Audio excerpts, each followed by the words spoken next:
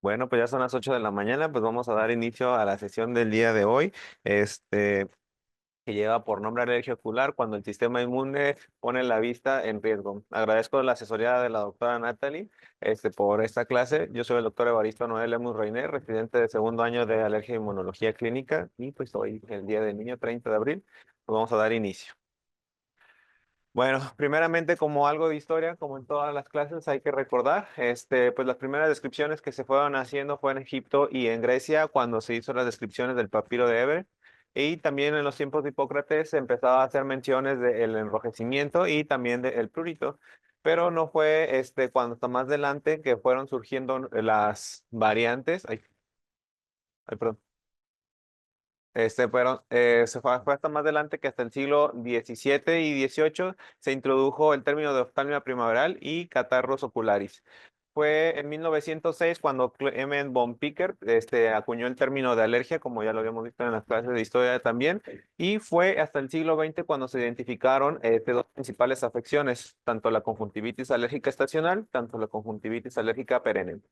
Una de las fueron surgiendo las variantes más severas como la queratoconjuntivitis vernal y la queratoconjuntivitis atópica, pero no fue hasta el siglo XX y XXI cuando se empezaron a hacer todavía más investigaciones, se fue haciendo la relación y también se empezaron a descubrir las pruebas cutáneas, las inmunoglobulinas específicas, la citología ocular y la citología nasal.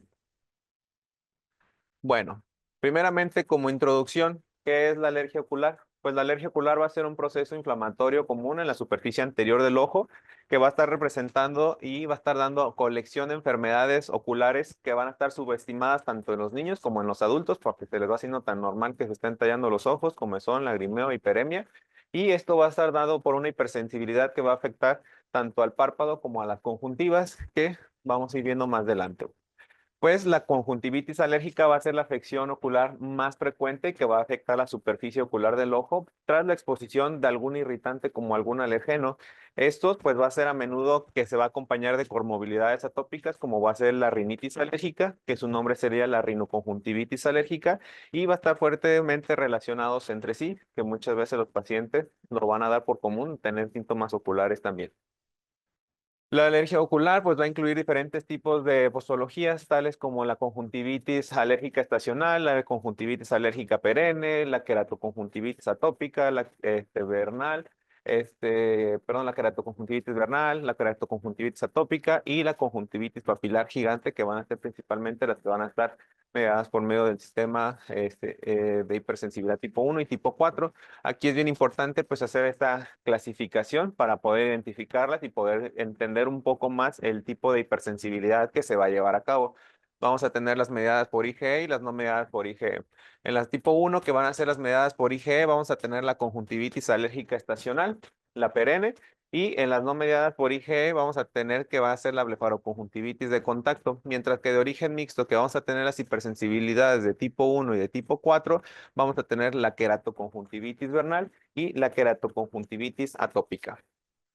Bueno, antes de entrar en materia propiamente de ya de lo que va a ser, es importante conocer un poco más de la anatomía, pues que el ojo va a representar varias barreras fisiológicas que van a ser protectoras, que entre ellas se van a encontrar dentro del ojo las uniones complejas en el epitelio conjuntival y corneal, que esto lo que nos va a ayudar va a ser que nos va a proteger hacia la entrada de patógenos externos y también de alergenos. Esto también nos va a ayudar a tener estas barreras físicas como para mantener una homeostasis tisular y sobre todo la protección del ojo, que va a ser pues, también de los órganos más expuestos. En el ojo, pues vamos a tener y se va a dividir, que va a estar compuesto por tres grandes capas, que vamos a ir viendo cada una de ellas. La capa externa, que va a contener la córnea, la esclera, la conjuntiva y la película lagrimal. Mientras que en la capa media va a estar conformada por la uvea, sus componentes principales como el coroides, el cuerpo, el iris y el cristalino. Y mientras en la capa más interna, pues va a estar citada también la parte de la retina, va a ser de la anatomía principal.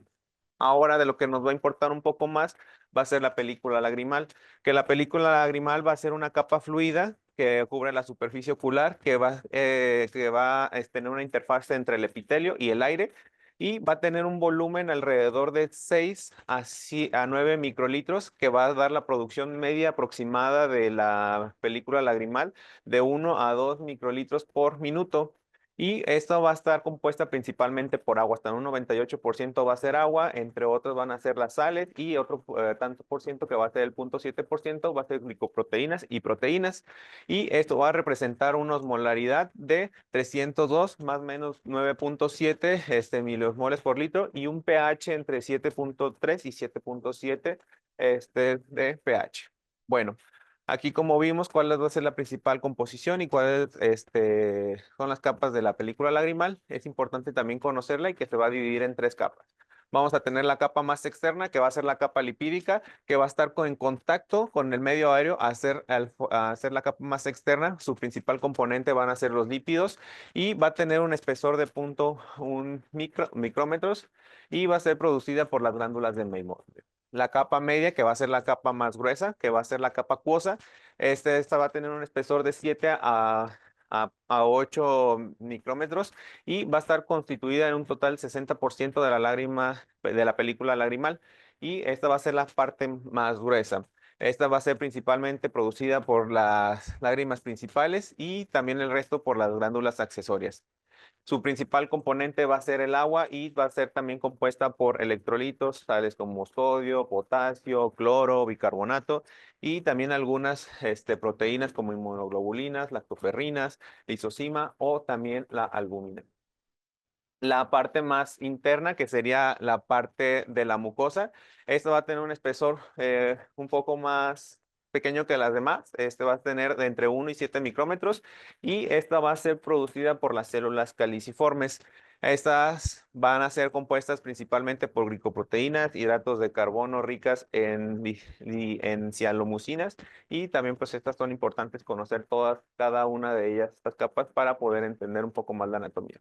De forma más microscópica vamos a tener también el glicocálix, que va a ser comprendida por las mucinas asociadas a la membrana, como va a ser la MUC1, la MUC4, la MUC16.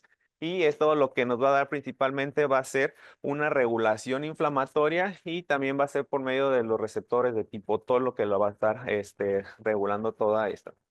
La parte también, una de las más importantes, serían las uniones estrechas, como hemos visto en otras patologías y las formas de la barrera de entrada a nuestro cuerpo. Estas uniones estrechas vamos a tener la claudina, la ocluidina, la zona 1 y 3, las adherens, los desmosomas y también estas estructuras de señalización, la que nos va a estar protegiendo principalmente contra la entrada de patógenos o alergenos.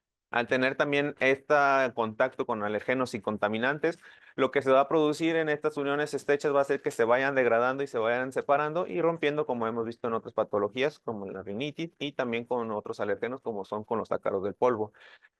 También vamos a tener la especificidad tisular, que va a estar formada por la conjuntiva y la córnea, que tienen perfiles moleculares proteicos y distintos que expresan la conjuntiva, como la claudina 10 y las mucinas asociadas a la membrana 5A y mucina 5AC, que es una mucina secretora. De estas son las más importantes porque en realidad sí hay más mucinas asociadas a la membrana, pero para fines prácticos estas serían las más importantes. Como epidemiología, normalmente a la población normal va a afectar hasta de un 10 a un 20%, pero en pacientes que presentan alguna comorbilidad atópica, su porcentaje se puede subir a la afección hasta un 60% que pueden llegar a presentar alguna alergia ocular.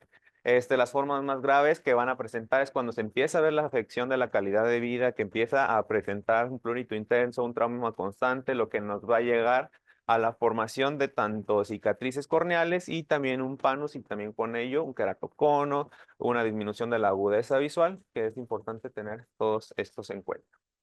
Bueno, como factores de riesgo, como hemos visto últimamente, todos los defectos de que nos den un efecto de barrera, como vimos en las clases también de la doctora Silvia, que los de hipersensibilidad de tipo 5, alteración de la barrera con alergenos, patógenos y contaminantes. Esto va a ser toda la exposición ambiental, un entorno ocular sistémico con defectos de la reparación epitelial, también con cambios en el epitelio durante el desarrollo temprano, un mecanismo de endógenos como son las hormonas, la pérdida o defectos de las proteínas de las uniones estrechas por esta misma afección, tanto de contaminantes, alergenos o patógenos, alteración del microbioma y una respuesta inflamatoria alterada, y sobre todo lo que nos va a dar el exposoma, el epigenoma y dando también la afección genética y la epigenética que nos va a llevar a presentar todos estos problemas de factores de riesgo.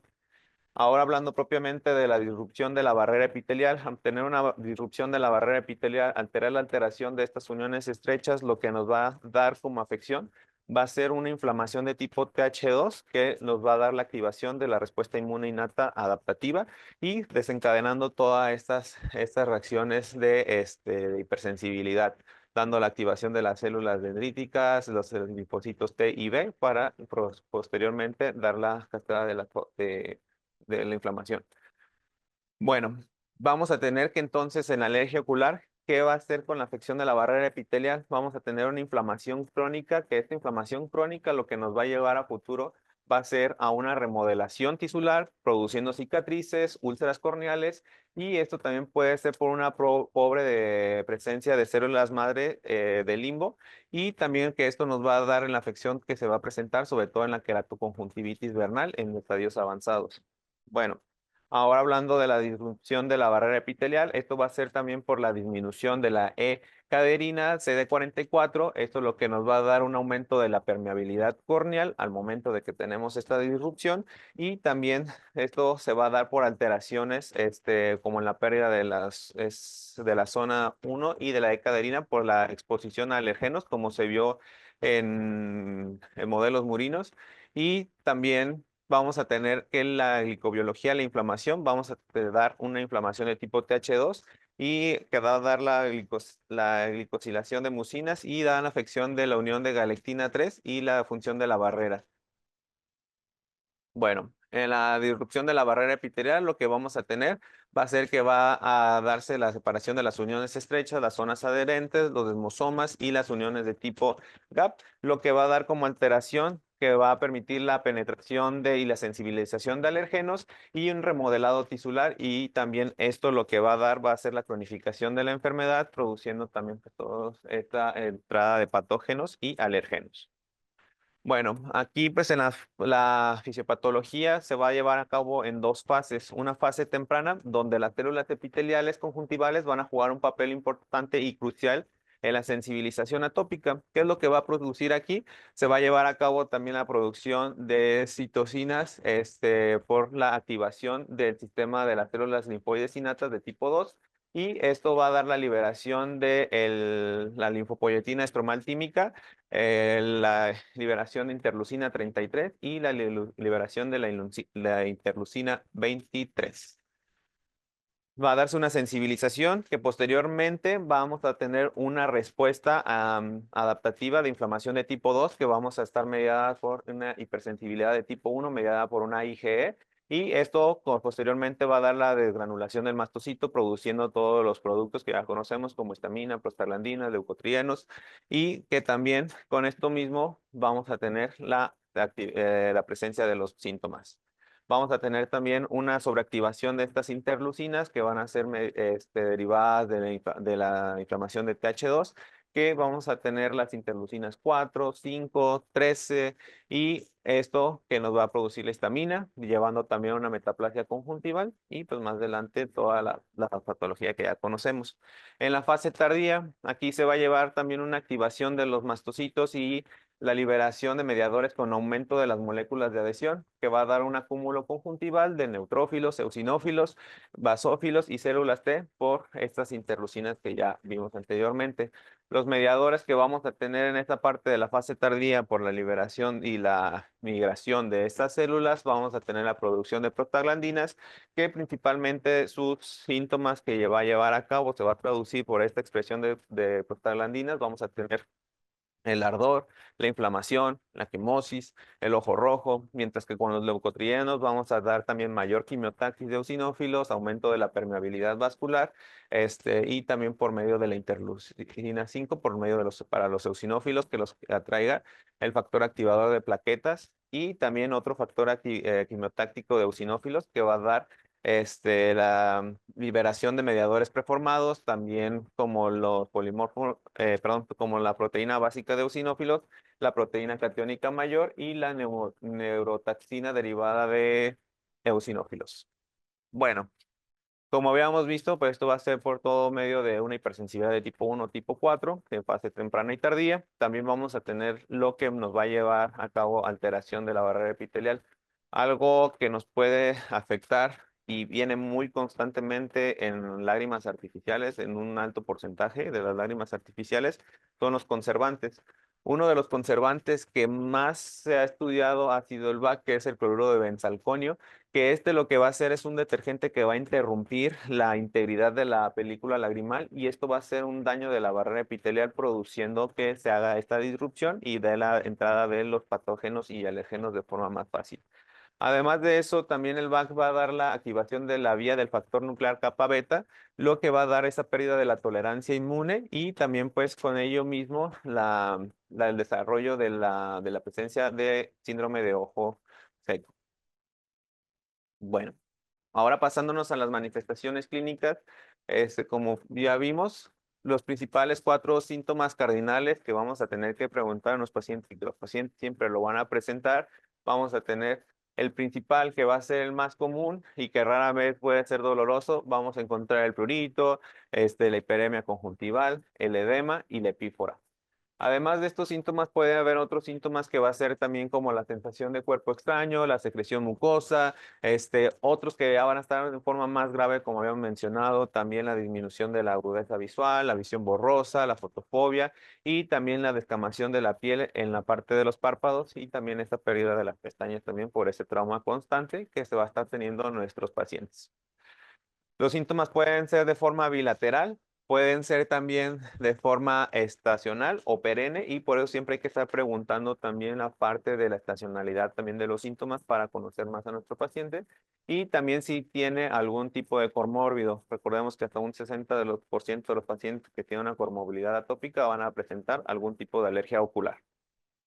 Bueno, hablando ahora propiamente de la conjuntivitis alérgica estacional, pues esta patología se va a presentar principalmente en primavera, verano y también en otoño. Más común va a ser causada por alergenos tales como pólenes de pastos, malezas, árboles y esta va a ser algo bien importante, va a ser la hipersensibilidad más común del ojo, que va a afectar hasta un 50% o va a estar presente en hasta un 50% de estas afecciones de alergia ocular.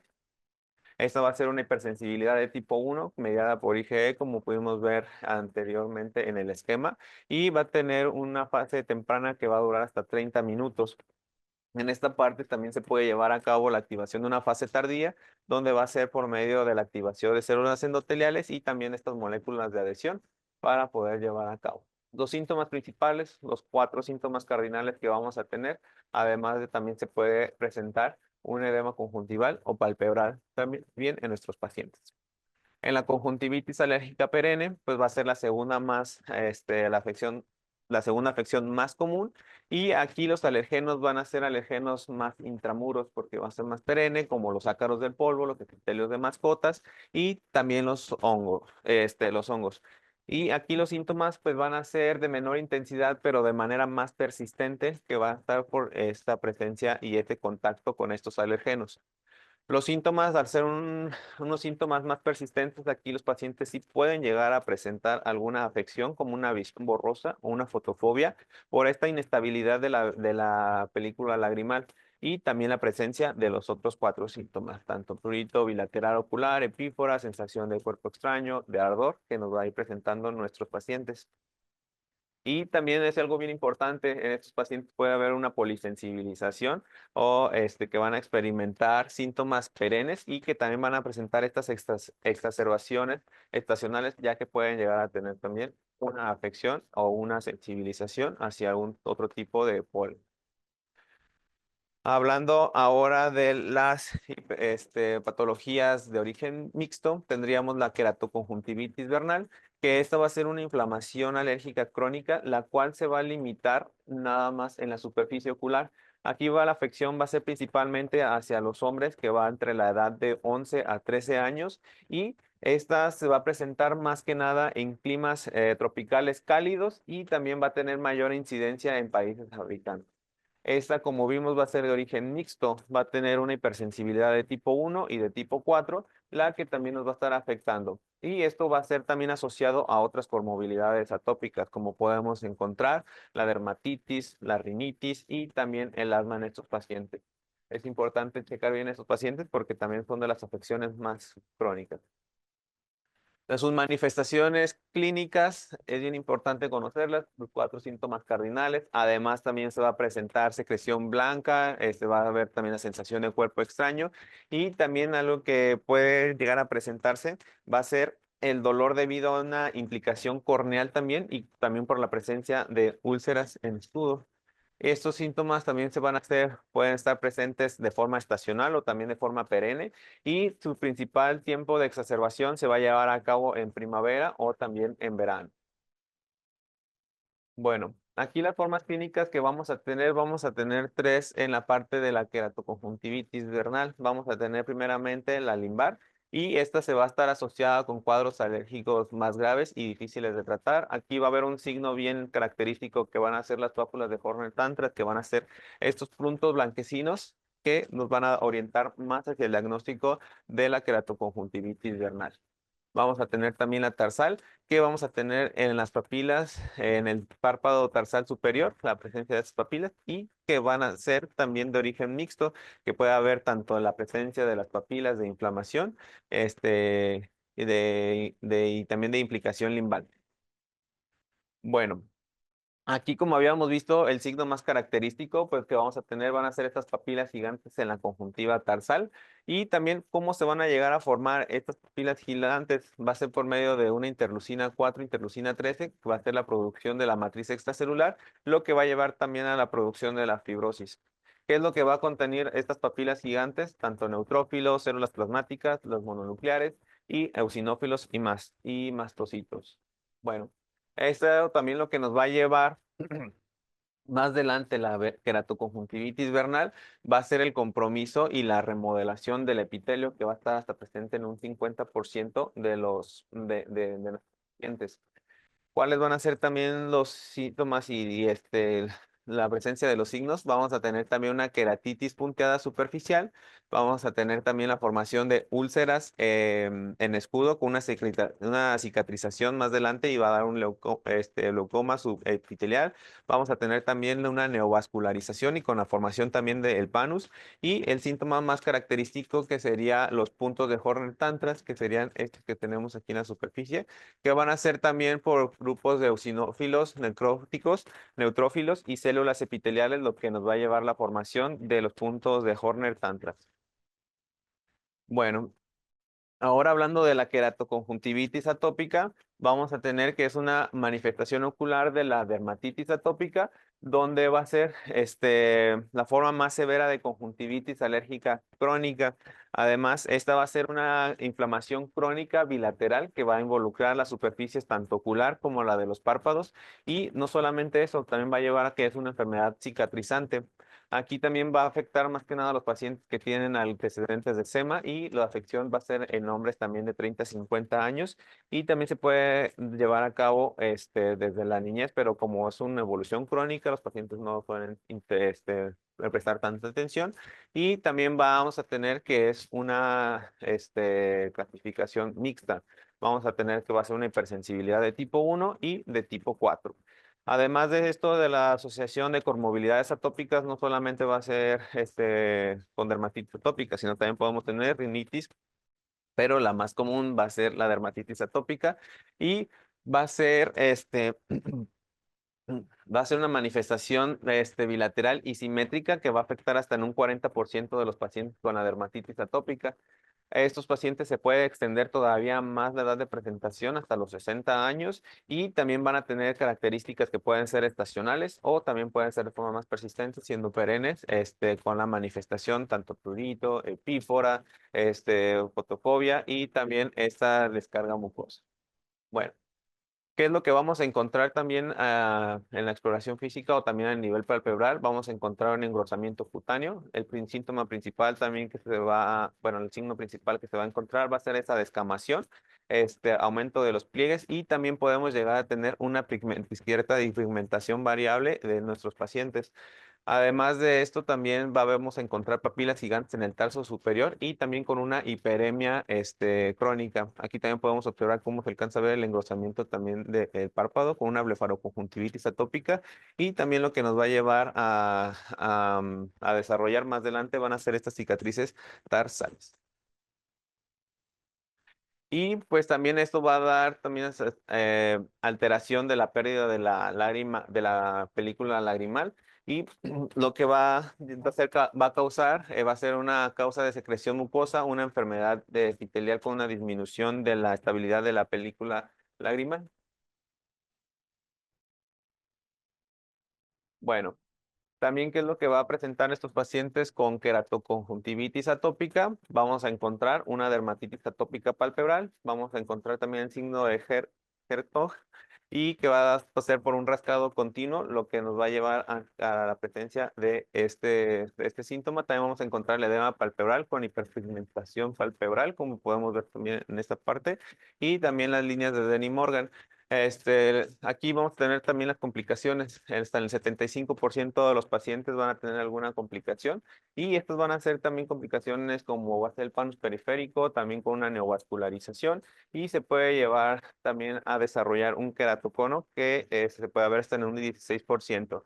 A estos a tener un trauma constante también tienen mayor riesgo de desarrollar herpes corneal y también posteriormente puede desarrollar hasta un 10% los pacientes una catarata polar posterior. Y pues también el signo más distintivo, como lo habíamos dicho, va a ser la lesión hematosa del párpado que va a endurecerse, va a haber cambio de pigmentación y lo que se va a estar presentando también en nuestros pacientes. Bueno, ahora con la conjuntivitis papilar gigante, pues esta va a ser una enfermedad inflamatoria que se va a presentar papilas gigantes en la conjuntiva tarsal superior. Este tamaño va a llevar a más de 0.33 milímetros, que va a ser una causa por un mecanismo traumático constante, que se puede llevar a cabo por un cuerpo extraño. Se dice más que por los lentes, por los lentes de contacto, pero en fin de cuentas va a ser por la presencia de un cuerpo extraño. Esto va a ser por un trauma en la conjuntiva tarsal superior, lo que nos va a llevar a una respuesta de la conjuntiva con depósito en la superficie anterior de los lentes, principalmente de contacto por acúmulo de proteínas, y lo que nos va a llevar a cabo va a ser la formación de conjuntiva papilar gigante. ¿Cuáles son estos mecanismos traumáticos que nos pueden llegar a causar?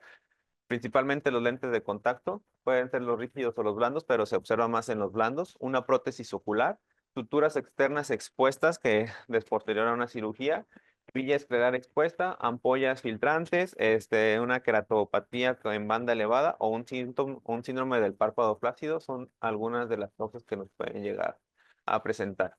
Las manifestaciones clínicas, pues aquí también vamos a tener los síntomas carinales, prurito, producción excesiva de la mucosidad en la película lagrimal. Van a presentar también diplopia a los pacientes, una sensación de cuerpo extraño y también una disminución de la tolerancia en el uso de los lentes de contacto, también por tener este trauma constante que lo que nos va a llevar a cabo la formación de papilas gigantes. Esto se puede desarrollar en tanto meses o en años, que no realmente va a ser dependiendo también del uso y del trauma que se esté dando. Y se comparó también de que los lentes de contacto blando, estos tienden a formar más papilas gigantes por el mecanismo de que da mayor movimiento y este mismo movimiento produce también mayor trauma. Aquí el tratamiento, pues número uno, si algo te lo está causando, hay que quitar esa parte que te lo está causando, eliminar ese agente causal y también esto va a llevar a una resolución del cuadro clínico al momento que retiramos el lente, bueno, el cuerpo extraño, como puede ser en los lentes de contacto que nos podrían ayudar para mejorar. Ahora hablando de la blefaroconjuntivitis de contacto, esa sería una mediada por IgE que va a ser severa causada por un contacto con un alergeno. Este va a ser predominantemente en el sexo femenino porque va a ser una hipersensibilidad retardada de tipo 4, donde vamos a estar también iniciada por un alergeno exógeno y va a estar mediado tanto con inflamación TH1 como en una TH2, lo que nos va a llevar a la presencia de la inflamación aguda también del párpado y no solamente del párpado, sino también de la conjuntiva, presentando síntomas como también prurito, hiperemia, ardor, sensación acuosa y también esto pues va a darse por la relación de donde se va a estar aplicando también estos productos y va a ser principalmente por productos tópicos donde se va a llevar a cabo. Para llevar al desarrollo, pues como es una hipersensibilidad tanto 1 y 4, pero principalmente 4, tiene que llevar un proceso pues de días para poder desarrollarse tras la exposición del primer alergeno. Y pues también la conjuntiva puede estar involucrada, pero no en todos los pacientes presentarán dermatitis en los párpados. ¿Qué quiere decir con esto?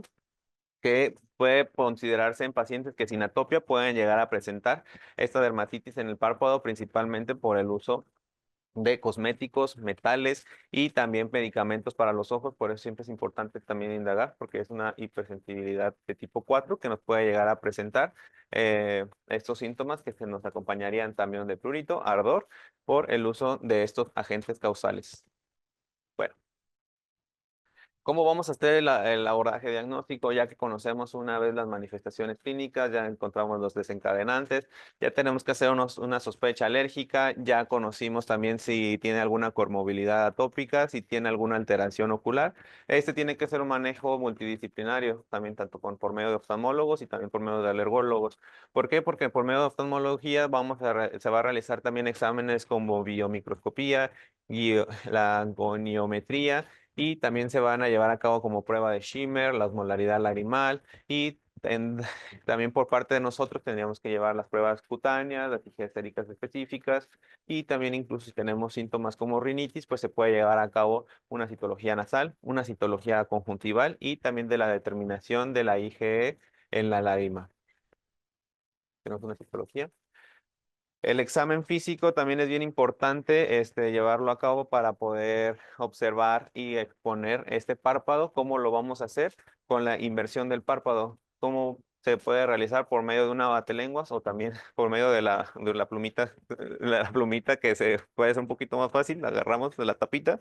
Aquí lo que tenemos que hacer, si es el párpado superior, agarramos con las pestañas, hacemos una tracción, colocamos la batelengua y le pedimos al paciente que vaya hacia abajo para poder revertir este párpado y poder observar también la coloración, la presencia de su anatomía y si hay alguna presencia de alguna pápula y también con la parte inferior para poder observar esta mucosa palpebral.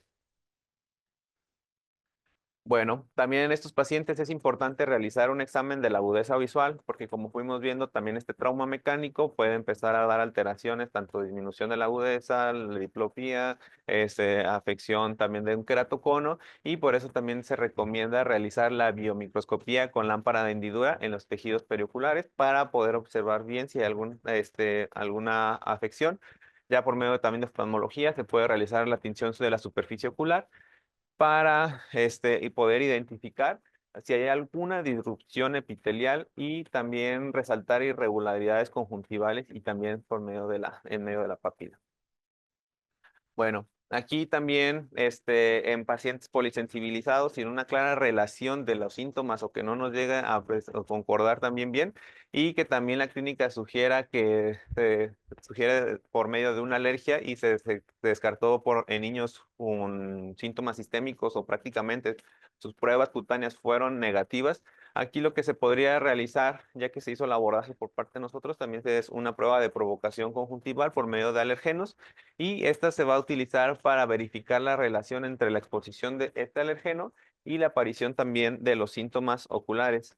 Aquí pues también los tratamientos serían tratamientos tópicos que si se está dando a nuestros pacientes, se debe suspender por lo menos 48 horas antes para poder realizar esta prueba de provocación conjuntival y si se está tomando antihistamínicos sistémicos, pues como ya conocemos, por lo menos 2 semanas antes para poder desencadenar.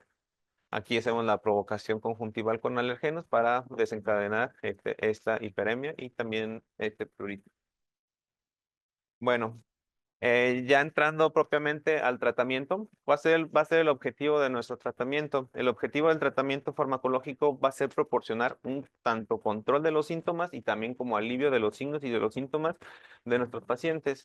Esto se va a llevar por medio de tanto medidas de control ambiental, que serían las medidas de evitación y las medidas de protección. No, también sería el uso de antihistamínicos tópicos, estabilizadores de los mastocitos, AINES, inmunomoduladores tópicos, también esteroides tópicos y antihistamínicos orales y también por medio de la inmunoterapia, dependiendo si tienen comorbilidades. ¿Cómo vamos a hacer estas medidas no farmacológicas? Número uno, la evitación de la exposición también de estos alergenos que nos lo puedan llegar a estar desencadenando. Como uno sería la protección con gafas, la protección ocular con gafas, el lavado frecuente de la ropa, el uso de ropa hipoalergénica, el uso de lágrimas artificiales que se producen un poquito, que pueden tener una sensación mayor de alivio cuando se usan refrigeradas, que se pueden llegar a utilizar cada 6 u 8 horas. También se puede utilizar el uso de compresas frías durante 5 minutos, 3 veces al día. La ducha antes de dormir también del ojo para poder evitar frotarse y también los lavados oculares. Bueno, entrando propiamente en las lágrimas artificiales, ¿para qué nos ayuda las lágrimas artificiales? Uno, para mitigar esta deficiencia lagrimal que tenemos como comórbida. Dos, para realizar la eliminación de estos alergenos. Y tres, también para diluir los mediadores inflamatorios en la superficie ocular. Vamos a tener que, la de las lágrimas artificiales, vamos a tener 3 tipos de viscosidades. Viscosidad baja, media y alta. Las ventajas de la viscosidad baja va a ser que tienen mayor comodidad y también esto va a dar poca interferencia en la visión a comparación de las que tienen una alta viscosidad, que esta solamente se puede llegar a utilizar en casos más graves y que tienen un efecto mayor de visión borrosa. Bueno. Para las lágrimas artificiales, tienen que tener una osmolaridad bien importante, muy parecida al ojo, que va a ser de 302 miliosmoles, más o menos 9.7. Y pues también tiene que estar con la composición de electrolitos, principalmente cloruro de sodio, cloruro de potasio, cloruro de calcio y cloruro de magnesio, ya que a pesar de que tengan una osmolaridad muy parecida a una isosmolaridad, tienen que tender a ser más hiposmolares con la afinidad de hacer de que tengan es que la hiperosmolaridad natural del paciente con sequedad ocular se vea disminuida y también eso mismo disminución de los síntomas. Pero ya cuando tenemos una lágrima artificial con una osmolaridad disminuida, lo que puede llegar a producir en nuestros pacientes, en vez de alivio, vamos a llevarlo a una irritación también por cambios de presiones. Bueno, la composición de estas lágrimas artificiales tienen que ser isotónicos para conseguir que la presión osmótica de la lágrima artificial sea adecuada y esto se va a dar por medio del cloruro de sodio para poder tenerlo. Tenemos que tener que ser reguladores del pH, tienen que tener también lípidos como la parafina, la vaselina y la anolina. También tenemos que tener polímeros sintéticos que van a generar una hidrosolubilidad también y una tensión superficial para nuestros pacientes y también tienen que tener un carbómero y también para poder tener una lágrima adecuada. Bueno, como lo vimos, también tienen que tener ciertos conservantes. Hay algunas lágrimas artificiales que van a tener el cloruro de benzalconio, pero este cloruro de benzalconio, como lo vimos, es un detergente que también nos puede llevar a cabo una disrupción de la barrera epitelial que nos puede llegar a afectar incluso más. Y pues hay algunas marcas comerciales que pueden llegar a utilizarlo, que usualmente su concentración va desde 0.004 hasta 0.001. Y pues ¿qué va a hacer el cloruro de benzalconio? Va a estabilizar esta capa de lípidos que ya vimos que va a ser la más superficial de la película lagrimal, que va aparte a inducir una apoptosis de las células epiteliales y una disfunción de las células caliciformes. Hay que tener en cuenta también de que si vamos a dar una lágrima artificial, hay que darla mejor sin productos conservantes como el BAC, como vamos a tener el puritín, que va a ser liberado como agua y oxígeno, y el Poliquat, que va a ser menos tóxico que el BAC, que son estos productos que se pueden llegar a utilizar como conservantes. Algunas lágrimas artificiales que nos pueden llegar a ayudar mucho va a ser el Guiabac, que serían de ácido hialurónico y actinoquinol, que esto no va a tener la presencia del ácido benzalconio. Y otra sería la Cysteine Ultra Monodosis, que va a venir sin conservadores, o alguna de otras sería la Refresh Plus y la Optive Sensitive. Bueno, también tenemos que tener lubricantes y humectantes para estas lágrimas artificiales que teníamos como los polisacáridos, que vamos a tener los mucilagos que van a aumentar la viscosidad de la solubilidad, pero sin interferir en la tensión superficial. Vamos a tener que tenemos el hidroxipropil metilcelulosa, el carboximetilcelulosa, el hidroxipropil guar y también vamos a tener otros como lubricantes y humectantes que serían los mucopolisacáridos, que esto es lo que nos va a ayudar va a ser más que nada para la tensión superficial y esto que va a dar muy similar a la que va a estar presente en la lágrima natural. Que esta se va a ser el más utilizado, sería el ácido hialurónico, como lo vimos con el Yabac, que tienen ácido hialurónico y que se presentan en diferentes concentraciones. Va desde 0,1 hasta 0,18. Bueno, ya que vimos las lágrimas artificiales, otra medida sería la medida de evitación y con el lavado ocular. Aquí primeramente pues hay que hacer toda la higiene de lavado de manos. Aquí vamos a tener que utilizar un vaso ocular para utilizarlo con un suero fisiológico o agua estéril. Aquí hay que hacer la exposición bueno, retraer el párpado, colocar el vaso con la cabeza hacia abajo y inclinarnos hacia atrás una vez que se colocó el vaso ocular. Y con esto hay que parpadear varias veces para que se limpie la superficie ocular. Esto, alguno de ellos, el que se utiliza es Liceline, que nos va a ayudar para limpiar. Bueno, ahora ya hablando de los tratamientos de segunda línea que vamos a tener, que van a ser el uso de medicamentos, vamos a tener número uno, los estabilizadores de los mastocitos, como el cromoglicato de sodio, el ácido N-acetil aspartil-glutámico, el sodio neocromil y la lodoxamida. Estos, ¿para qué nos van a funcionar? Estos principalmente nos van a funcionar para evitar o prevenir la desgranulación de los mastocitos. Con estos medicamentos, lo que al momento de disminuir esta desgranulación de los mastocitos, vamos a bajar la hiperemia, la hinchazón, la irritación y esto como profilaxis van a ser los que nos van a dar mayor efectividad. Pero una de las desventajas es que tienen que ser dados por un periodo prolongado y que se tienen que aplicar durante varias semanas para obtener un beneficio óptimo y poder mejorar. La presencia de la mejora de los síntomas en los usos de los estabilizadores de los mastocitos va desde las 24 hasta las 48 horas, tras la exposición del alergeno, que cuando ya utilizamos los estabilizadores de los mastocitos.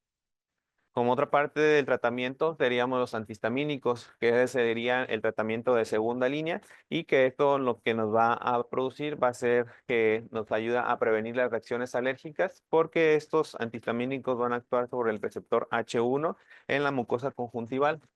Vamos a tener antihistamínicos tópicos, lo que nos va a hacer la reducción del prurito y del enrojecimiento, que los más usados vamos a tener la levocabastina, el maleato de feniramina y la acelastina. Podemos llegar a utilizar también antihistamínicos sistémicos como la loratadina, desloratadina, la fexofenadina, cuando tenemos en pacientes con rinoconjuntivitis alérgica. Y estos son algunos que ya habíamos mencionado: la celastina, levocabastina, emedastina, olopatadina, alcaftadina, epinastina, el ketotifeno y también sus marcas comerciales y también cómo lo tenemos que estar usando, que se prefiere cada 12 horas y algunos que ya incluso hasta cada 24 horas. Aquí también otros estudios se hizo también la comparativa que la olopatadina demostró ser superior que la emedastina y también hay otras opciones terapéuticas como va a ser la cetiricina. Desventaja, perdón, de la cetiricina es que tiene que estarse usando de forma constante por lo menos cada 8 horas para poder tener un efecto benéfico. Digamos, muchas veces los pacientes esto lo dejan de lado y por eso no se prefieren. Además de que aquí en México pues tenemos muy poquitas opciones realmente como antihistamínicos para poder dar. Otro estudio demostró que también estaba haciendo la bilastina, que da un inicio de acción rápida, y la ventaja que llegó a demostrar es que tuvo un periodo de acción hasta de 16 horas después de la administración de la bilastina, y da un efecto muy similar a la multidosis del ketotifeno al 0,25%, que al final de cuentas el ketotifeno es el que tenemos aquí en México. Y ¿cuál sería ahora sí el tratamiento de primera línea en la conjuntivitis alérgica? Pues serían también los agentes tópicos de doble acción, ya que estos nos van a dar dos beneficios al mismo tiempo: un alivio inmediato de los síntomas que nos dan los antihistamínicos y también un beneficio profiláctico que nos van a estar dando también los estabilizadores de los mastocitos. ¿Cuáles van a ser estos medicamentos que nos dan esta doble acción? Que serían el ketotifeno, la olopatadina y el besilato de bepotastina. Estos lo que nos va a dar es un mecanismo de acción alrededor de 30 minutos, lo que va a mejorar también la adherencia del tratamiento de nuestros pacientes, ya que tener un inicio rápido, esto va a dar también mayor apego. Lo que va a producir va a ser que va a inhibir la migración de los eosinófilos y de otros mediadores de la inflamación, como sería la interleucina 5, el factor activador de plaquetas y también los leucotrienos B4 para esta presencia de la inflamación. Hablando ya ahora de otros tratamientos que pues se prefieren menos, serían los vasoconstrictores, que serían descongestionantes tópicos, que serían alfa-adrenérgicos, y lo que va a producir prácticamente nada más sería la reducción de la hiperemia, la equimosis y el enrojecimiento ocular. Aquí estos medicamentos, la desventaja que tienen es que pueden dar una hiperemia de rebote y pues va a estar contraindicados en el glaucoma, las enfermedades cardiovasculares. Prácticamente estos medicamentos es para tratar síntomas, no nos va a tratar prácticamente la parte de la inflamación, por lo cual se dejan un poco más de lado. Los AINES, otros que se podrían llegar a utilizar, lo que aquí nos va a ayudar va a ser a disminuir la degranulación del mastocito por un efecto antagonista de las quimiosinas.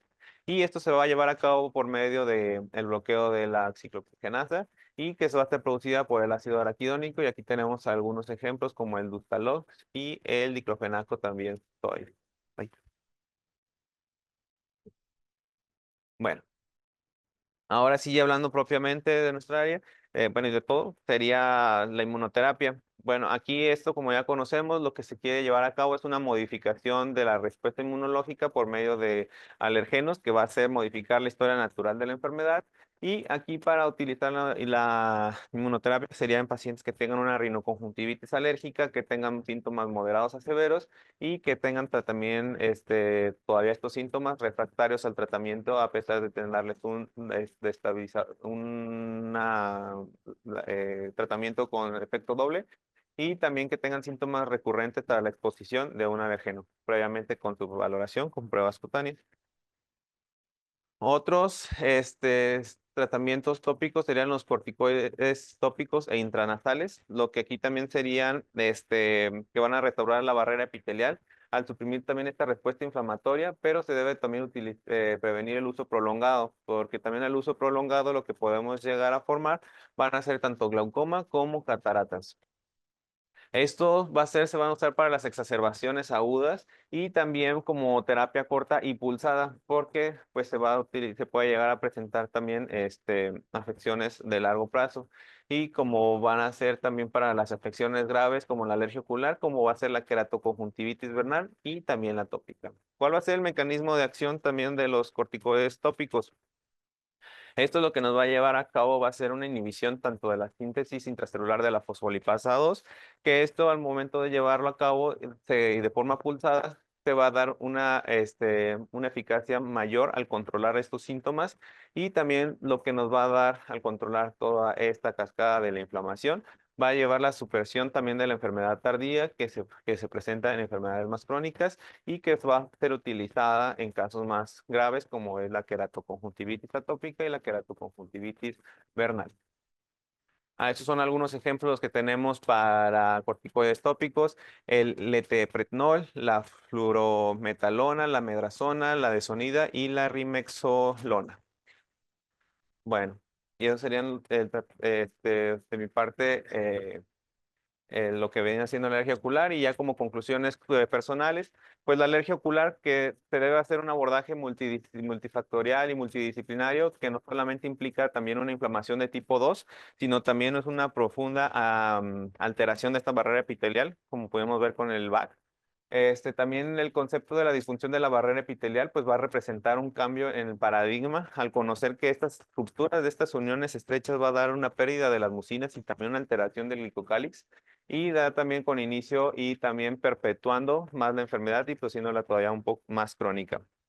Que en las formas severas también de la alergia ocular va a ser la queratoconjuntivitis vernal y la tópica, que requieren no solamente un manejo tópico, sino también un manejo más allá donde te va a llevar a cabo la inmunomodulación y también el monitoreo de esta barrera ocular y también potencialmente para dar tratamientos para esta reparación epitelial que se deben ser considerados.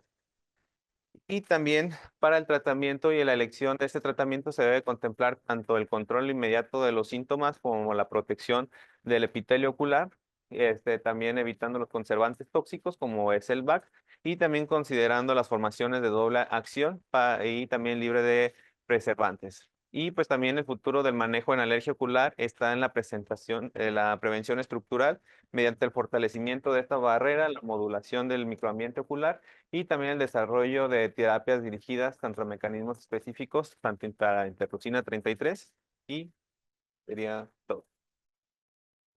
¿Dudas, preguntas?